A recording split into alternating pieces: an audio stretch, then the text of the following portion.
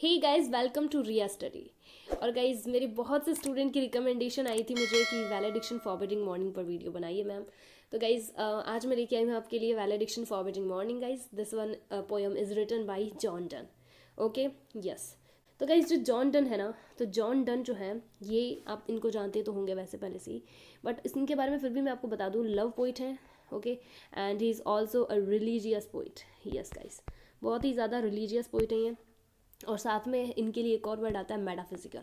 Yes, तो metaphysical poet भी हैं और इन्होंने मेटाफिजिकल जो कंसीट होती है ना उसका भी यूज़ किया है, बहुत शानदार।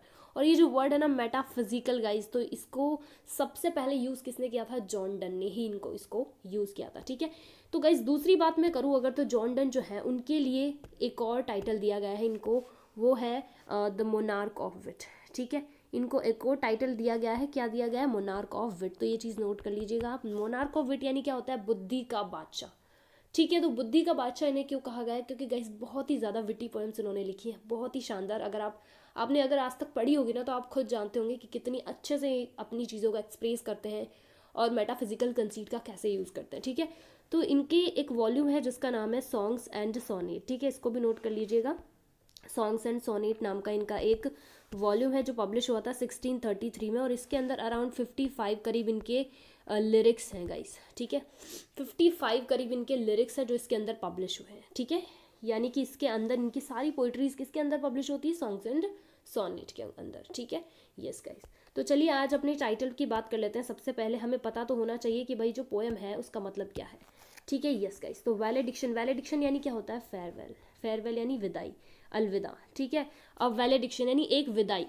अब विदाई किसकी हो रही है वो भी बताऊंगी गाइस। फॉरबिडिंग यानी होता है मना करना। ठीक है, डिस्यूट, डिस्यूट यानी मना करना। ठीक है, और मॉर्निंग यानी आपको सबको पता है, this is not good morning guys, this is morning यानी दुखी होना।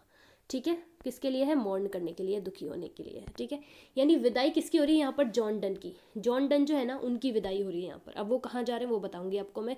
पहले टाइटल समझ लेते हैं, अ वैलेडिक्शन फॉरबिडिंग मॉर्निंग, यानी एक विदाई। फॉरबिडिंग यानी मना किया जा रहा है दुखी होने के लिए। ठीक है, अब बात करते हैं कि विदाई किसकी हो रही है गाइस। तो विदाई यहाँ पर किसकी हो रही है? यहाँ पर हो रही है जॉन डन की विदाई। ठीक है, अब जॉन डन की विदाई की हो रही है, उनकी शादी वादी नहीं हो रही, कोई विदा नहीं हो रहे वो। देखिए, जो जॉन डन है वो कहाँ जा रहे हैं? वो जा रहे हैं फ्रांस। फ्रांस जा रहे हैं, किसके साथ जा रहे हैं? वो रॉबर्ट ड्रूरी, उनके एक फ्रेंड है ना, उनके साथ वो कहाँ जा रहे हैं? फ्रांस जा रहे हैं। और वो किसको मॉर्न करने के लिए मना कर रहे हैं? किसको मना कर रहे हैं? वो मॉर्न करने के लिए किसको मना कर रहे हैं? वो मना कर रहे हैं अपनी बिलव्ड वाइफ, जिनका नाम है एने मोर। आप सभी को पता होगा एने मोर जो है उनकी बिलव्ड वाइफ। बिलव्ड वाइफ क्यों है? क्योंकि बिलव्ड उनकी थी वो पहले, और बाद में उनकी शादी हो गई थी तो वाइफ। ठीक है, तो उनकी बिलव्ड वाइफ है एने मोर, जिसको वो क्या कर रहे हैं? उनको मना कर रहे हैं कि तुम मेरे जाने के बाद दुखी ना हो। तो उसके लिए वो तरह तरह के एग्जाम्पल्स अपन को बताएंगे इस पोएम में। तो बहुत ही अच्छे, बहुत ही विटीली वो अपन को एग्जाम्पल देंगे, जिसके जरिए हम समझ पाएंगे कि कितने अच्छे से वो अपनी चीज़ों को एक्सप्रेस कर पा रहे हैं। ठीक है, अब बात करते हैं, इससे आप समझ ही गए होंगे कि गाइज ये जो पोएम है किसको एड्रेस की गई है? पोएम किसको एड्रेस की गई है? एने मोर। एने मोर को ही ये पोएम एड्रेस की गई है। ठीक है, एने मोर को पोएम एड्रेस की गई है। और ये जो पोएम है ना, इस पोएम को में क्या हम देखने को मिलता है? हमको किस टाइप का लव देखने को मिलता है? कंजूगल प्लेटोनिक लव। कंजूगल प्लेटोनिक लव हमें इसमें देखने को मिलता है। Yes guys, okay. सो आपको पता होगा, मैंने आपको 3 टाइप के स्ट्रेन बताए थे, स्ट्रेन ऑफ लव। ठीक है, जॉन डन के बारे में। तो देखिए, जॉन डन का जो एटीट्यूड था ना वुमेन के लिए, वो पहले कैसा था? सिनिकल था, निंदनीय था, जिसके ऊपर मैंने एक पोएम भी पब्लिश की थी, go and catch a falling star.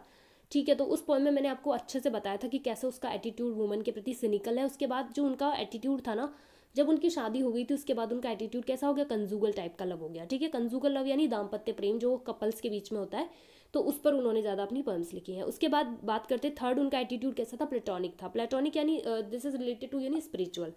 Spiritual यानी क्या होता है? जिसमें आपका फिजिकल लव नहीं होगा, कोई भी फिजिकल नहीं लव नहीं होगा, उसमें कैसा होगा? स्पिरिचुअल लव होगा। ठीक है, तो यस गाइस, तो अब आप समझ ही गए हैं अच्छे से। बिना किसी देरी के हम स्टार्ट करते हैं हमारी पोएम को। As a virtuous man pass mildly away. Virtuous man यानी क्या होता है गाइस? वर्चुअस मैन यानी होता है गुण संपन्न व्यक्ति, जो बहुत ही ज़्यादा, यानी कि कैसे होते हैं? वर्चुअस होते हैं, जिनके अंदर बहुत सारे गुण होते हैं। ठीक है, तो गुण संपन्न लोग जो होते हैं, तो गाइस यहाँ पर जो पोइट है ना, वो एग्जाम्पल दे रहा है एनेमोर को। एनेमोर को उदाहरण दे रहा है कि तुम दुखी मत हो, और उसके लिए तरह तरह के उदाहरण दे रहा है। ठीक है, तो स्टार्ट करते हैं। एज अ वर्चुअस मैन, जिस प्रकार की गुण संपन्न व्यक्ति होते हैं, पास माइल्डली अवे, देखिए पास अवे यानी होता है गुजर जाना, गुजर जाना यानी ऐसा नहीं कहीं रास्ते से गुजर जाना, गुजर जाना मतलब मृत्यु हो जाना, ठीक है। तो जिस प्रकार की गुण संपन्न व्यक्ति गुजर जाते हैं माइल्डली, माइल्डली यानी होता है गाइस क्वाइटली, ठीक है, क्वाइटली होता है, ठीक है। माइल्डली यानी क्या होता है, क्वाइटली। तो जिस प्रकार के गुण संपन्न व्यक्ति जो होते हैं वो कैसे गुजर जाते हैं, शांति से मर जाते हैं, गुजर जाते हैं, ठीक है, चले जाते हैं। एंड विस्पर, विस्पर यानी होता है धीरे से कहना, ठीक है, विस्पर यानी धीरे से कहते हैं टू दियर सोल, उनकी आत्माओं से, टू गो चले जाने को, चले जाने को यानी धीरे से वो संसार से चले जाते हैं बिना किसी शिकायत के, बिना किसी आवाज़ किए, ठीक है। ना वो रोते हैं ना दुखी होते हैं इस बात पर, वो क्योंकि वो मौत से नहीं डरते हैं गाइज, क्योंकि वो उनको पता है कि एक दिन मृत्यु आनी है, ठीक है। तो इस प्रकार वो बिल्कुल भी शोरगुल नहीं करते हैं, आवाज़ नहीं करते हैं, शांति से मर जाते हैं, ठीक है। Whilst some of their friends, जबकि सम ऑफ दियर फ्रेंड्स यानी उनके कुछ दुखी मित्र, सैड फ्रेंड्स यानी दुखी मित्र, क्योंकि उनकी मृत्यु पर वो दुखी हो रहे हैं, इसीलिए कुछ उनके दुखी मित्र भी होते हैं, डू से वो कहते रहते हैं, क्या कहते हैं guys, the breath goes now, कि जो श्वासें हैं वो अभी चली जाती है, एंड सम से कि नहीं वो अभी नहीं गई है, यानी कुछ तो दुखी हो रहे हैं कि नहीं अभी इसे नहीं जाना चाहिए, क्योंकि ये बहुत अच्छा व्यक्ति है, इसे नहीं जाना चाहिए अभी इस दुनिया से, इसे हमारे साथ ही यहीं रहना चाहिए थोड़ी देर। और कुछ कहते हैं कि नहीं उसके सांसें अब चली गई, अब वो मर गया है। कहने का मतलब यहाँ पर ये उदाहरण क्यों दे रहा है पोइट, ये एग्जाम्पल यहाँ पर ये उदाहरण क्यों रखा है पोइट ने, इसीलिए रखा है कि पोइट अपनी जो बिलव्ड है एनी मोर, उनसे कहना चाहता है कि जैसे मेरे जाने के बाद तुम बिल्कुल भी दुखी मत होना, ठीक है। क्यों मत होना, क्योंकि चाहे मैं चला जाऊं लेकिन फिर भी कोई फ़र्क नहीं पड़ता, ठीक है। तुम्हें बिल्कुल भी दुखी नहीं होना इस चीज़ के लिए। जिस प्रकार की एक गुण संपन्न व्यक्ति होता है ना, एक अच्छा व्यक्ति, एक अच्छा इंसान होता है, वो कैसे होता है, शांति से मर जाता है चुपचाप, बिना किसी शिकायत के, बिना किसी शोरगुल के, ठीक है। जबकि लोग तो दुखी होते हैं, ठीक है, तो तुम दुख प्रकट करना, लेकिन तुम बिल्कुल भी, तुम्हें रोने की ज़रूरत नहीं है, तुम्हें बिल्कुल भी शोक प्रकट करने की ज़रूरत नहीं है। So let's melt, let's melt यानी इस प्रकार हमें भी क्या देनी चाहिए, विदाई देनी चाहिए। लेटस मेल्ट यानी होता है गाइस विदाई देना, ठीक है।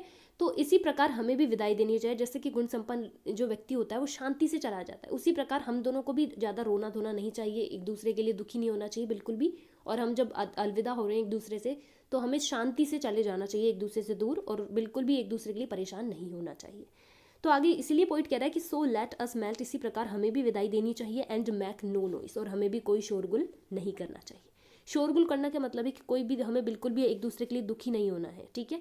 No tear floods, no tear इतने भी आंसू मत बहाओ, वो अपनी बिलव्ड से कह रहा है कि नो टीयर इतने भी आंसू मत बहाओ कि फ्लड्स यानी बाढ़ आ जाए, नोर साई और इतने भी आहें मत भरो कि टेम्पेस्ट यानी तूफान आ जाए। तो गाइज ये जो दोनों वर्ड है ना, ये दोनों जो वर्ड्स है ना गाइज, तो ये इनको क्या बोलते हैं, कंपाउंड वर्ड्स, ठीक है। क्या बोलते हैं इनको, कंपाउंड वर्ड्स। अब कंपाउंड वर्ड्स क्यों है, देखिए कंपाउंड वर्ड्स क्या होते हैं, कंपाउंड वर्ड्स वो होते हैं गाइज जब when two words are use together to yield a new meaning, guys समझ रहे हैं आप, जब दो जो वर्ड्स होते हैं ना उनको एक साथ यूज किया जाता है कुछ नया मीनिंग बनाने के लिए, तो वहां पर क्या होता है, वो क्या होता है, कंपाउंड वर्ड्स होता है, ठीक है। यस गाइज, तो रिमेंबर गाइज कि यहाँ पर गाइज कंपाउंड वर्ड्स हैं ये दोनों, और इसके जरिए जो पोइट है ना कौन सा फिगर ऑफ स्पीच यूज़ कर रहा है, आप खुद इमेजिन कीजिए एक बार, थोड़ी देर के लिए सोचिए कि जो पोइट है यहाँ पर कितना एग्जीक्यूशन कर रहा है। आप समझ सकते हो कि इतने भी आंसू मत बढ़ाओ कि बाढ़ आ जाए। अब आप सोच सकते हैं कोई इतना आंसू बहा सकता है क्या, इतनी आहें भर सकता है कि तूफान आ जाए। तो यहाँ पर सिंपली हम बता देंगे डायरेक्टली कि कौन सा होगा, हाइपरबल, ठीक है। आपने पढ़ा होगा हाइपरबल, अतिशोक्ति, हिंदी में पढ़ा होगा शायद। अतिशोक्ति होता है, हाइपरबल यानी क्या होता है, अतिशोक्ति, ठीक है। एक्सग्रेशन, जब कोई व्यक्ति एक्सग्रेट करता है किसी चीज़ को, बड़ा चढ़ाकर बोल देता है, तो वहाँ पर कौन सा हो जाता है, हाइपरबल। समझ में आ गया गाइस, मुझे लगता है समझ में आ गया होगा, ठीक है।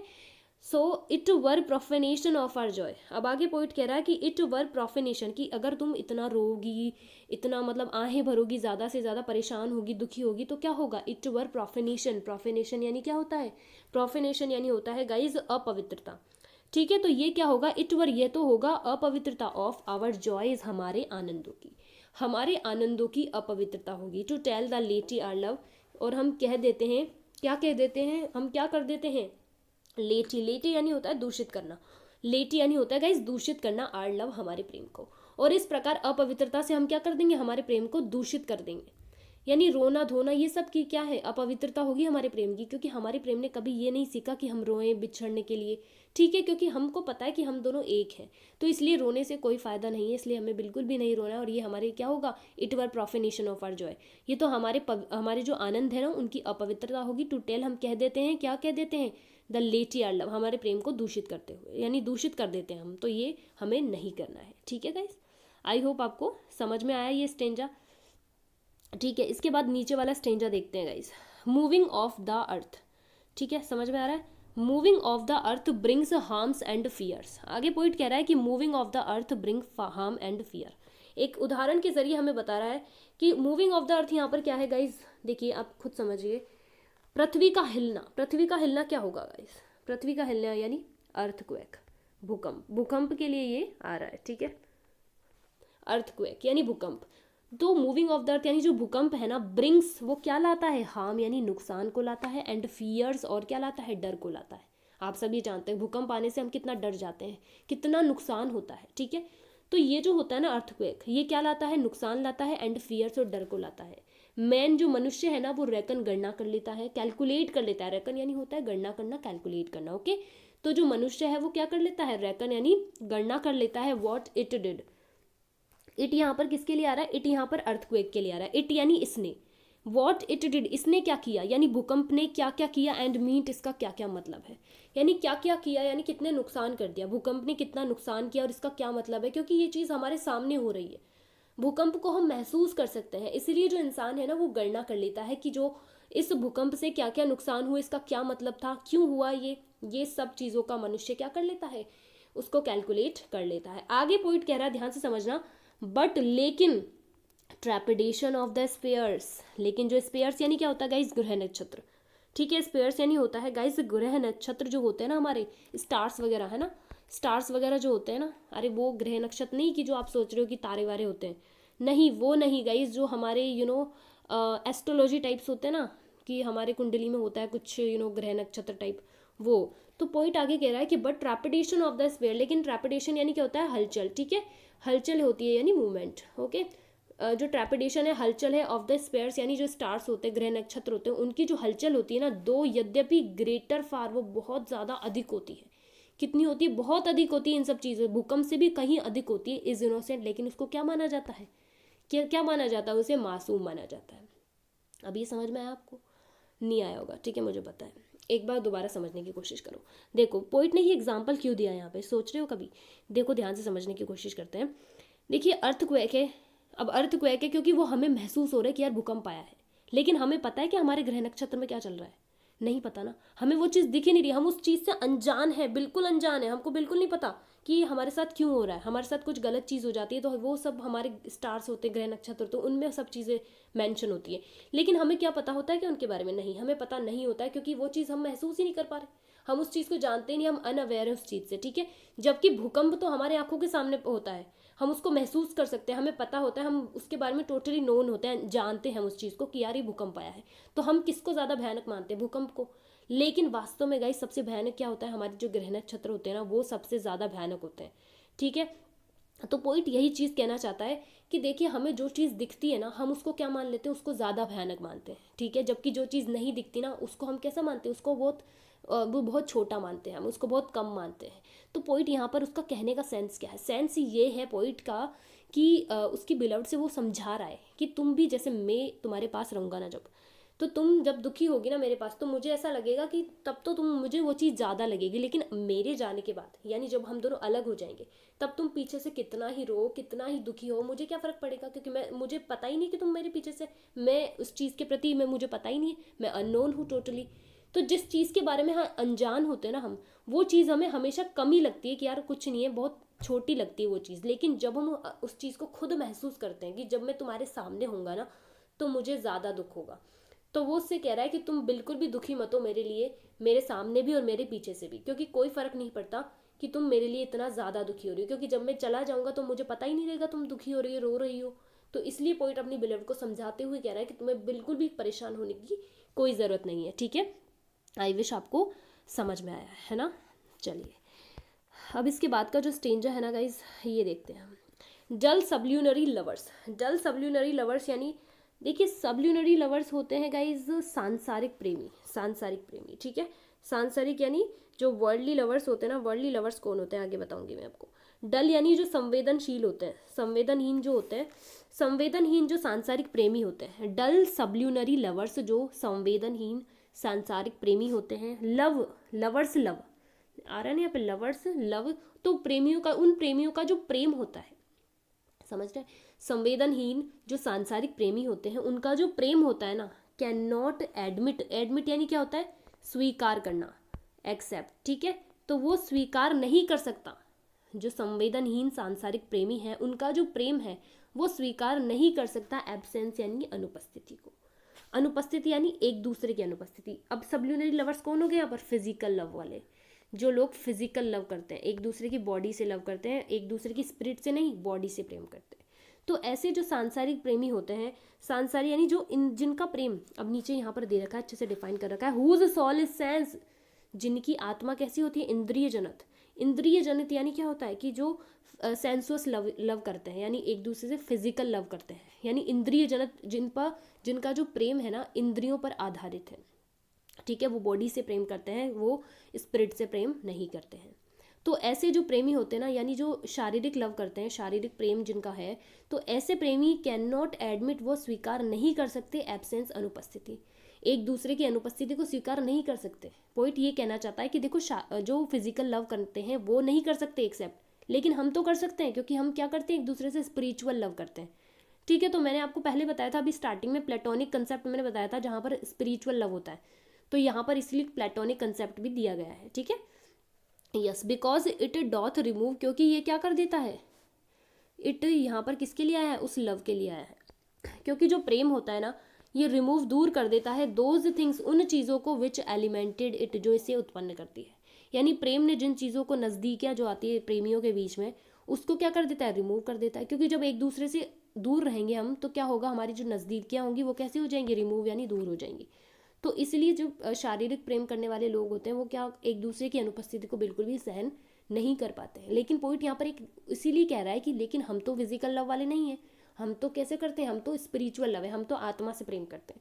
इसीलिए तुम्हें बिल्कुल भी दुखी होने की ज़रूरत नहीं है, क्योंकि वो लोग एडमिट नहीं कर सकते उस चीज़ को, लेकिन तुम तो कर सकती हो, क्योंकि तुम कैसे, तुम्हारा प्रेम कैसा है?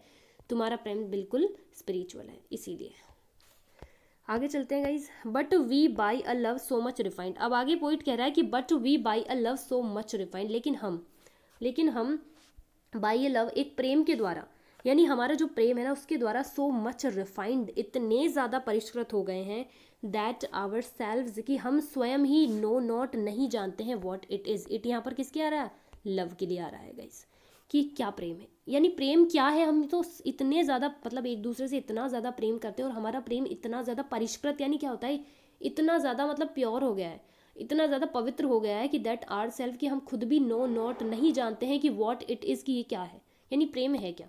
Inter assured of the mind, inter assured of the mind यानी हम अपने पूर्ण आश्वासित हो जाते हैं। इंटर एश्योर्ड यानी पूर्ण आश्वासित होना ऑफ द माइंड, हमारे मस्तिष्क में, हम अपने मस्तिष्क में पूर्ण आश्वासित हो जाते हैं। केयरलेस, हम परवाह नहीं करते हैं आईज की, आंखों की, लिप्स की, होठों की, हैंड्स, हाथों की, टू मिस यानी दूर जाने की, यानी क्योंकि फिजिकल लव वाले एक दूसरे को टच में रहना चाहते हैं, लेकिन हमारा लव कैसा है? स्पिरिचुअल है, तो हम परवाह नहीं करते, चाहे आंखें दूर हो, होठ दूर हो, हाथ दूर हो, तो इन सब चीज़ों से हमें बिल्कुल भी परवाह नहीं है। केयरलेस यानी लापरवाह हो जाते हैं हम, क्योंकि हम एक दूसरे के प्रति आश्वासित है कि हमारा प्रेम कैसा है? स्पिरिचुअल है।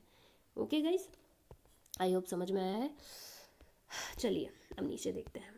यस गाइज, तो अब यहाँ पर पॉइंट जो है वो बता रहा है कि आर टू सोल्स, की हमारी जो दो आत्माएं हैं, देयर फॉर, इसीलिए, विच आर वन, यानी हमारी जो दो आत्माएं, हम दोनों की जो आत्माएं हैं, सोल है, देयर फॉर, इसीलिए, विच आर वन, जो क्या है? एक है। दो आई मस्ट गो, देखिए जॉन डन के बारे में मैंने पहले भी बताया था, मोनार्क ऑफ विटे, बुद्धि का बादशाह है। कुछ पोएम्स में तो अपनी बिलवड को क्या कहता है, मैंने आपको एक पोएम ट्रांसलेट करी थी, फ्ली, आपने जब पढ़ी थी ना फ्ली पोएम, तो फ्ली में मैंने बताया था कि वो जो पोइट है ना वो कैसे अपनी बिलवड को मना रहा है कि तुम मेरे साथ फिजिकल रिलेशनशिप बनाओ एंड ऑल दैट। तो गाइज वहाँ पर कितना चालाकी से वो उसको उस चीज़ के लिए क्या करता है? इंसिस्ट कर रहा है बार बार। लेकिन यहाँ पर जब खुद दूर जा रहा है तो उसको पता है यार मैं तो दूर जाऊँगा फ्रांस, तो वो कैसे उस चीज़ को अपनी बिलवड को समझा रहा है कि ठीक है दूर जा रहा है, हमारा प्रेम स्पिरिचुअल है। गाइज वहाँ पर फिजिकल का यूज़ कर रहा है, यहाँ पर स्पिरिचुअल का।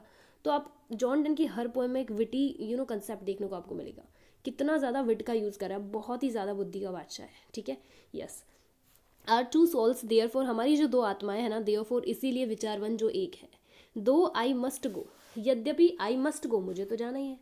दो यद्यपि आई मस्ट गो, मुझे तो जाना ही है। एंड्योर, एंड्योर यानी सहन करना है। सहन करना है, किसको सहन करना है? तुम्हें। तुम्हें तो क्या सहन करना है? नॉट येट, फिर भी नहीं, क्या? देखिए यहाँ पर जो है ना, जो एंड्योर है ना, एंड्योर, इसको आपको किससे कनेक्ट करना है? देखिए एंड्योर जो है ना, यहाँ पर आगे कोई डिस्क्रिप्शन इसका नहीं दिया है, ठीक है, तो ये समझने की कोशिश करेंगे। दो यद्यपि आई मस्ट गो, मुझे तो जाना ही है, एंड्योर और तुम्हें सहन करना है, एंड्योर यानी तुम्हें सहन करना है, ठीक है। क्या सहन करना है तुम्हें? जो मतलब मैं दूर जाऊंगा तो तुम्हें इस चीज़ को सहन तो करना ही पड़ेगा। अ ब्रीच, लेकिन पॉइंट आगे कह रहा है नॉट यट, यहाँ पर इसको अलग कर देंगे गाइस, ठीक है, नॉट यट अ ब्रीच, लेकिन ये कोई अलगाव नहीं होगा, यानी हम दोनों एक दूसरे से अलग हो जाएंगे, तो ये ब्रीच यानी अलगाव यानी बिछड़ना, हम दोनों का सेपरेशन नहीं होगा गाइस, समझ रहे हैं आप? सेपरेशन नहीं होगा, यस, बट एन एक्सपेंशन, बल्कि ये तो क्या होगा? एक्सपेंशन यानी विस्तार होगा, ठीक है, बल्कि ये तो क्या होगा? एक विस्तार होगा, यानी हम दोनों एक दूसरे से बिछड़ जाएंगे, तो इसका मतलब ये नहीं है कि हमारा प्रेम अलग हो गया, टूट गया, है ना, ऐसा नहीं है, बट बल्कि ये क्या होगा? एन एक्सपेंशन, बल्कि ये तो क्या होगा? एक विस्तार होगा प्रेम का। ये देखो गाइस, जॉन डन ने कितना शानदार अपने विट का यूज किया है, और एक एग्जाम्पल हमें दे रहा है, like gold to airy thinness beat, like यानी उसी समान, यानी हमारा जो प्रेम है उसका अलगाव नहीं होगा बल्कि विस्तार होगा। किस प्रकार? लाइक गोल्ड, जिस प्रकार की जो सोना होता है, जिस प्रकार की जो सोना होता है, to airy thinness beat, beat यानी उसको पीट पीट कर, जब सोने को पीटा जाता है तो उसमें एयर यानी हवा के माध्यम से क्या आ जाता है? थिननेस यानी पतलापन आ जाता है, फैल जाता है। जनरली होता क्या है गाइस, जो गोल्ड होता है ना, उसको जब पीटा जाता है ना अच्छे से, तो पीट पीट के क्या होता है कि उसमें हवा भरती जाती है, और हवा भरने से क्या होता है कि वो एकदम से फैल जाता है, ठीक है, पतला हो जाता है और वो फैल जाता है, उसका विस्तार हो जाता है। तो ये एग्जाम्पल इसलिए यूज़ किया है पोइट ने, कि पोइट कहना चाहता है अपनी बिलव से कि जिस प्रकार की सोने में सोने को कितना भी पीटा जाए तो उससे ऐसा तो नहीं वो टूट जाएगा, नहीं टूटेगा वो, बल्कि बल्कि क्या होगा? उसका विस्तार होगा, विस्तार होगा, वो फैल जाएगा। उसी प्रकार हमारा जो प्रेम है, हम चाहे कितना भी दूर चले जाएं एक दूसरे से, लेकिन हमारा जो प्रेम है ना, वो कभी भी अलग नहीं, हम एक दूसरे से कभी बिछड़ नहीं सकते। हमारा प्रेम जो है वो हमारा ब्रेकअप कभी नहीं होगा, हम कभी, हमारा जो प्रेम वह टूटेगा नहीं, बल्कि क्या होगा? उसका विस्तार होगा, बढ़ जाएगा। जितना ज़्यादा दूर जाएंगे ना हम, उतना ही ज़्यादा बढ़ेगा, ठीक है, यस गाइस। तो आगे एक बहुत ही शानदार एग्जाम्पल दिया अब तक का गाइस, एक बार देखने का, ठीक है। ये अब 3 स्टेंजा बचे हैं, और 3 स्टेंजा में ये तीनों इतने ज़्यादा इंपॉर्टेंट है, क्योंकि एग्जाम्पल के जरिए पोइट हमको यहाँ पर बता रहा है कि इफ़ दे बी टू, दे यहाँ पर किसके लिए आ रहा है? उनकी सोल के लिए आ रहा है, ठीक है, कि यदि हमारी जो आत्माएं हैं, हमारी जो आत्माएं हैं ना, आर टू, वे दो हैं, यानी हम 2 आत्माएं हैं, तो दे आर टू। सो तो वो किस प्रकार 2 हैं? किस प्रकार 2 हैं? एज, जिस प्रकार की stiff twin compasses, stiff twin compasses यानी जिस प्रकार की जो दिशा सूचक यंत्र होता है ना, उसकी जो सुइयाँ होती है, आर टू, वो 2 होती हैं, ठीक है, कुछ इस तरह से होती हैं, वो बता देती हूँ, है ना, ऐसा कुछ होता है, ठीक है। जिस प्रकार की जो दिशा सूचक यंत्र की जो घड़ियाँ, जो सुइयाँ होती है ना, वो 2 होती हैं, दाई सोल, तो तुम्हारी आत्मा तो द फिक्स्ड फुट, जो फिक्स्ड फुट यानी जो स्थिर सुई है, यानी एक तो स्थिर होती है और एक चलती रहती है, तो तुम्हारी जो आत्मा है ना, वो तो स्थिर सुई है। मैक्स नो शो, वो कोई प्रदर्शन नहीं करती है, शो यानी कोई प्रदर्शन या कोई दिखावा नहीं करती है, टू मूव, हिलने का, यानी जरा भी नहीं हिलती है, अपने स्थान पर पड़ी रहती है। बट डोथ, लेकिन वो हिलती है, बट डोथ यानी बट डू यानी करना, डोथ यानी डू, बट डू लेकिन करती है। कब मूव करती है guys? If the other do, यदि दूसरी सुई हिलती है। तो जैसे जैसे दूसरी सुई हिलती है तो वो क्या करती है? वो थोड़ा थोड़ा, जैसे आपने कभी देखा होगा घड़ी को, घड़ी में क्या होता है कि जो छोटी सुई होती है ना, वो हमेशा स्थिर रहती है, ठीक है, लेकिन बड़ी घूमती रहती है।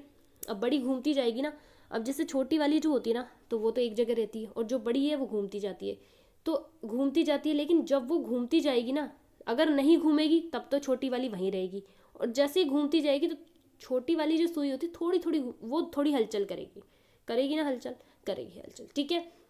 तो इसीलिए पोइट कह रहा है कि तुम्हारी जो आत्मा है ना, वो तो फिक्स्ड फुट है, फिक्स्ड फुट यानी स्थिर, स्थिर वाली जो सुई होती है ना, वो है।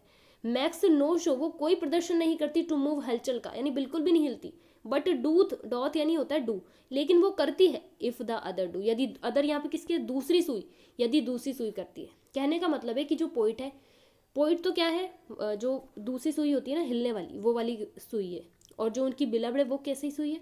वो स्थिर सुई है, ठीक है, क्योंकि पोइट तो घूमता फिरता रहता है, फ्रांस जा रहा है, कभी कहाँ जा रहा है, तो उसकी प्रेमिका से कह रहा है तुम तो स्थिर हो क्योंकि तुम घर में ही रहती हो, ठीक है, तो तुम थोड़ी बहुत हलचल करती हो। कब हलचल करती हो? यानी जब बड़ी सुई घूमने जाती है तब तुम भी थोड़ा हलचल कर लेती हो, ठीक है, क्यों करती है? क्योंकि वो रोती है और दुखी हो जाती है, फिर कहीं बाहर जाएगी और फिर कोई उसे मिल जाएगा। तो पोइट बहुत ही ज़्यादा विटी, आगे देखना भी क्या क्या कहता है, ठीक है।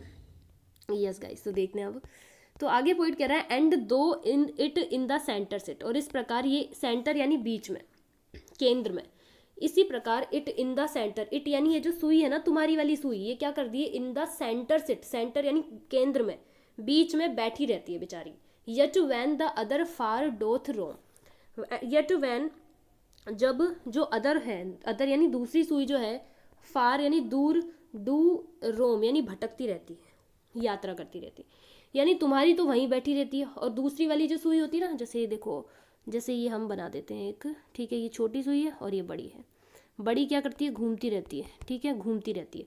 छोटी वहीं पड़ी रहती है, लेकिन जब ये ज़्यादा घूमेगी ना तो वो भी थोड़ी सी झुक जाएगी, यानी इसको भी थोड़ा सा झुकना तो पड़ेगा, ठीक है। यस गाइस, इट लीन्स, आगे पोइट बता रहा है, इट लीन्स, यह झुक जाती है, यह झुक जाती है। एंड हार्कन्स, हार्कन यानी होता है पुकारना, और यह पुकारती है आफ्टर इट, इसके बाद में। इट यहाँ पर किसके लिए आ रहा है? जो दूसरी सुई है उसके लिए आ रहा है, दूसरी सुई क्या ले आ रहा है, ठीक है। इट लीन्स यानी जो ये इट यहाँ आगे वाला इट किसके लिए था? आगे वाला इट किसके लिए था? जो उसकी सुई है, यानी उसकी प्रेमिका वाली सुई है, कि यानी तुम्हारी जो सुई है ना लीन्स, वह झुक जाती है। एंड हार्कन्स, और पुकारती है आफ्टर इट, इसके बाद में। यानी जब मेरी वाली सुई चली जाती है ना, उसके बाद ये क्या करती है? इसको पुकारती है, थोड़ा सा झुक जाती है। एंड ग्रोज इरेक्ट, और एकदम सीधी हो जाती है। ग्रोज इरेक्ट यानी एकदम सीधी हो जाती है। एज दैट कम्स होम, जब वो वाली जो घड़ी है, जो वो वाली जो सुई है, यानी मेरी वाली सुई जब घर वापस आती है ना, तो एकदम सीधी हो जाती है। आपने देखा होगा कि जैसे ये वाली जो सुई है, मानो कि हम सुई का एग्जांपल ले लेते हैं, तो बड़ी वाली थोड़ा थोड़ा घूमती रहती है, फिर जब वापस घर वापस यहाँ पे आती है ना, 12 पे, जैसे 12 पे आ जाती है, तो वो क्या बिल्कुल सीधी हो जाती है। पहले तो दो के बीच में रहती है ना, दो के बीच में रहती, फिर एकदम से यूं हो जाती है बिल्कुल, ठीक है। आप सभी जानते होंगे इस एग्जाम्पल को, तो ठीक है। तो दोबारा हम ट्रांसलेट करते हैं। And though it in the centre sit, और इस प्रकार यह जो तुम्हारी वाली सुई है ना, ये क्या करती है? सेंटर में बैठी रहती है। Yet van the other far doth रोम, जबकि जो दूसरी घड़ी है वो घूमती रहती है। इट लीन्स, तुम्हारी घड़ी झुक जाती है, तुम्हारी सुई जो है वो झुक जाती है, और वो पुकारती है आफ्टर इट, यानी मेरी वाली जो सुई है उसके जाने के बाद। एंड ग्रोज इरेक्ट, और एकदम सीधी हो जाती है। एज दैट कम्स होम, जब जो मेरी वाली सुई है वो घर वापस आ जाती है। तो गाइस ये बहुत ही ज़्यादा इंपॉर्टेंट है, बहुत ही ज़्यादा इंपॉर्टेंट है ये वाला और इससे पहले वाला, ठीक है। आगे पॉइंट कह रहा है कि such wilt thou be to me, इस प्रकार विल दाउ, तुम हो, बी टू मी यानी मेरे प्रति, इस प्रकार तुम भी मेरे प्रति हो। जिस प्रकार वो सुई है ना, छोटी वाली सुई है, और एक कौन सी है? एक बड़ी वाली सुई है। तुम जो छोटी वाली सुई है ना, वो क्या है कि जो such will thou be to me, इस प्रकार तुम भी मेरे प्रति हो, उसी समान हो। Who must like the other food, जो दूसरी वाली सुई के समान है, यानी छोटी वाली जो सुई है ना उसके समान है, ठीक है। ऑब्लिक्वली रन, ऑब्लिक्वली यानी तिरछेपन से चलती है, तिरछेपन से चलती है। दाई फर्मनेस मैक माई सर्कल जस्ट, और तुम्हारी जो फर्मनेस यानी अटलता है, दृढ़ता है, यानी मेरे प्रति जो तुम्हारा रिजोल्यूशन है, कहने का मतलब है तुम एक अटल रहती हो कि नहीं, मैं अपने प्रेम में बिल्कुल भी मैं किसी के प्रति, दूसरों के प्रति अट्रैक्ट नहीं होंगी, वो वाली बात है, ठीक है। तो तुम्हारी जो अटलता है ना, मैक्स माई सर्कल जस्ट, मेरी सर्कल यानी यात्रा को, मेरी यात्रा को उचित बनाती है। यानी मुझे फिर डर नहीं रहता कि नहीं यार तुम किसी के दूसरों के प्रति आकर्षित नहीं होगी। तो इसी प्रकार क्या होता है, मेरी जो यात्रा है वो बिल्कुल उचित, मेरी यात्रा को कैसी बनाती है? जस्ट यानी कैसी बनाती है? उचित बनाती है। यानी मुझे फिर डर नहीं रहता, मैं कहीं पर भी जाकर घूम लेता हूँ, चला जाता हूँ। एंड मैक्स मी एंड यानी मैं समाप्त होता हूँ, वेयर आई बिगेन, जहाँ से मैंने प्रारंभ किया था, यानी मैं वापस तुम्हारे पास आ जाता हूँ, जहाँ से मैंने प्रारंभ किया था वहीं पर मैं अपनी समाप्ति कर देता हूँ, ठीक है। Thank you so much for watching the video. I really hope कि आपको वीडियो अच्छी लगी है, और अगर वीडियो अच्छी लगी हो तो प्लीज लाइक कीजिए, कमेंट कीजिए, एंड बहुत सारा शेयर कीजिए। And do not forget to subscribe to my YouTube channel and do hit the bell icon so that you do not miss any of the updates, and also share all love for the video so that I can make more such videos, okay? And yes guys, stay learn with Ria Study. Bye bye, see you.